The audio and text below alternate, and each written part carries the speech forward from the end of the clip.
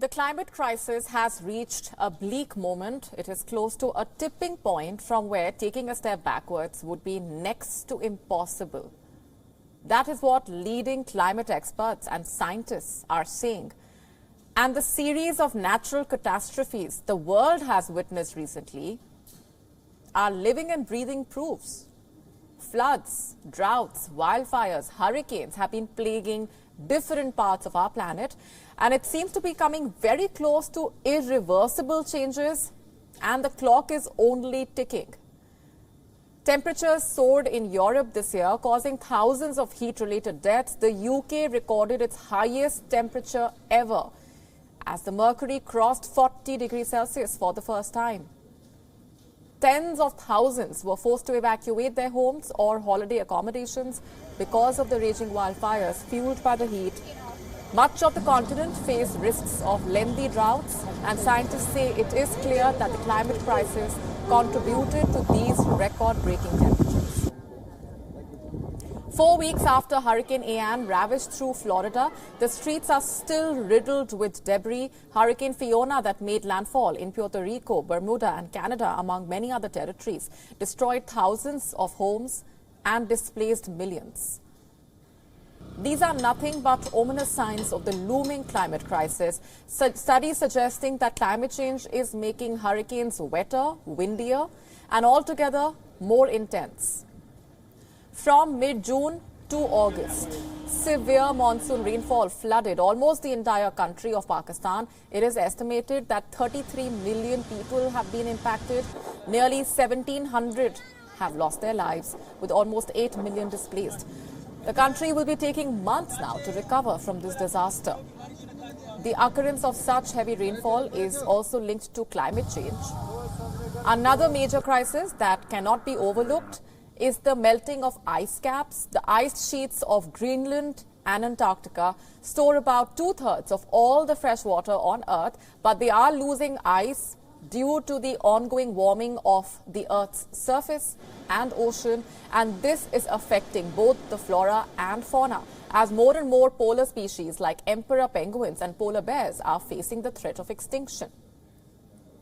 All three of the key UN agencies have produced alarming reports in the last 2 days. Atmospheric levels of greenhouse gases have reached record highs. Climate experts say that it is the need of the hour to reduce the carbon emission by half by the end of this decade. According to the UN's climate agency, the current pledges for climate action, even if delivered in full, would mean a rise in global heating of about 2.5 degrees Celsius, a level that could condemn the world to catastrophic climate breakdown. Only a handful of countries have ramped up their plans in the last year, despite having promised to do so at the COP26 climate summit last November. Climate experts are emphasizing the importance of climate action on all fronts, and G20 nations that are responsible for 80% of the world's emissions must lead the way.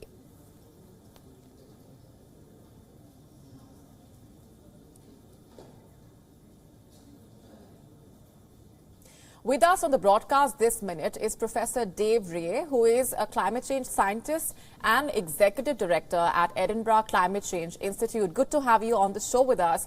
I want to start off with the point that I just mentioned, how these G20 countries that contribute to 80% of the emissions must lead the way.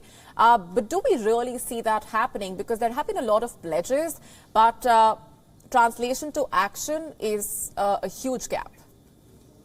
Yeah, I mean, you made the point as we left Glasgow this time last year, so last November, at the end of COP26, we had the Glasgow Climate Pact, and that requested all nations to increase their ambition, update their pledges to get us closer to the Paris climate goals. And we just haven't seen that, like you said. We've had some increase. Australia have come forward with some increased commitments. But in terms of what was required, it's nowhere near.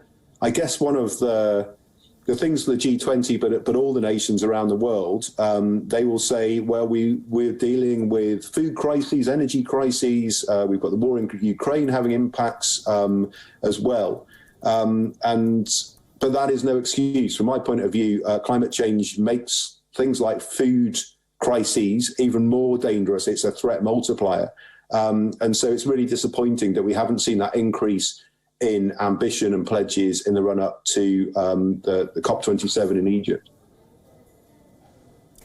Right. The concern constantly has been that the threat of climate change is not being taken seriously enough by the people at large. But then look at what the world leaders are doing. And then there are a lot of questions that they need to answer as well. So when it comes to actually changing that, what do you think these countries really need to do immediately, given the circumstances as well?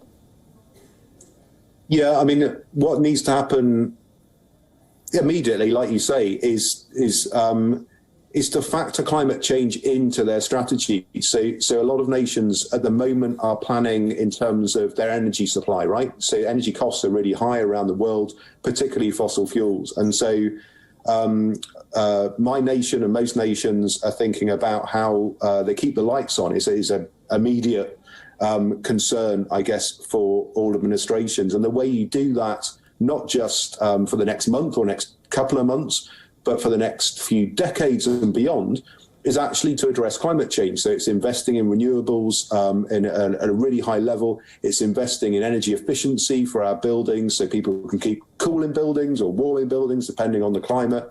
And it's really going hard at that so that it gives them energy security. When we've got these really high fossil fuel prices, it should be a big driver to that immediate change. And I was reflecting on this with the news, like you say in the reports, the UN reports this week.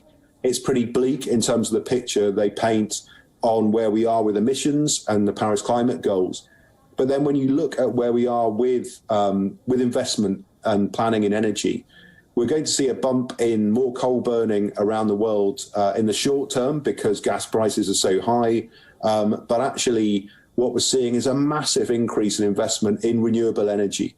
And so longer term, when we look back at 2022, this is me as an optimist, we may well see this as a turning point in terms of a big acceleration in terms of that investment in renewable energy and moving away from fossil fuels. And I really hope that's the case.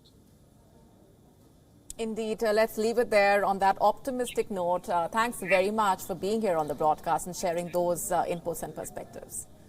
You're very welcome. Thank you. WION now available in your country. Download the app now. Get all the news on the move.